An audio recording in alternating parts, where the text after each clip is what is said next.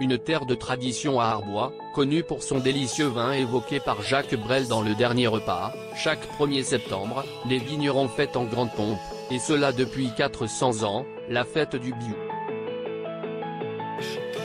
À cette occasion, les viticulteurs confectionnent une grappe de 100 kg de raisin, qui est ensuite conduite en procession jusqu'à l'église, où elle est bénie par le curé. À cette occasion, les viticulteurs confectionnent une grappe de 100 kg de raisin, qui est ensuite conduite en procession jusqu'à l'église, où elle est bénie par le curé. Mais qu'ils soient croyants ou non, tous se retrouvent au vin d'honneur.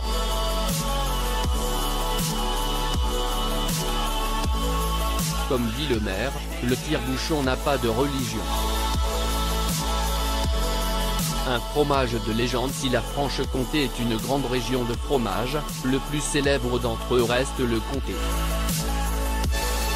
L'animateur nous emmène au Fort Saint-Antoine, où sont stockés plus de 100 000 meules. Les 10 000 m² de galerie de cet édifice militaire du 19e siècle maintiennent les meules de comté à 8 degrés Celsius. La température idéale pour un affinage parfait. L'une des plus belles sapinières d'Europe. Jura signifie montagne boisée en langue celtique. Et pour cause, le massif montagneux possède, avec la forêt de la Joux, l'un des plus beaux domaines arboricoles de France. Sur ces 2660 hectares, s'étalent des milliers de sapins et d'épicéas, parfois plus que centenaires. Philippe Couglet croise un sympathique bûcheron.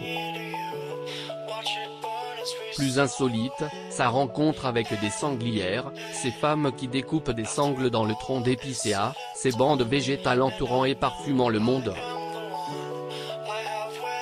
Nous faisons aussi la connaissance de Jean-Louis Canel, un éleveur de chevaux comtois, une race locale rustique et solide, grâce à laquelle il effectue l'évacuation des troncs abattus, le débardage. Son fils Benjamin a créé, quant à lui, une compagnie de cirque équestre. Plus surprenant, au détour d'une clairière, on découvre des gens enlaçant les arbres. En fait, ce sont des adeptes de la sylvothérapie, la santé par les arbres, une technique anti-stress, originaire du Japon. Une biodiversité gourmande dans cette région d'élevage, épargnée par les pesticides, on trouve une profusion de plantes sauvages. Elles n'ont aucun secret pour Stéphane Meyer. Cet herboriste s'est spécialisé dans la cueillette de ces herbes champêtres, dont il fait découvrir les saveurs aux plus grands chefs cuisiniers. Un pays de poésie et d'humour. Bien avant que les Baudins ne popularisent la vie rurale, Lola Semonin s'était fait connaître du grand public en endossant le personnage de la Madeleine Proust, une paysanne franc-comtoise et haute en couleur.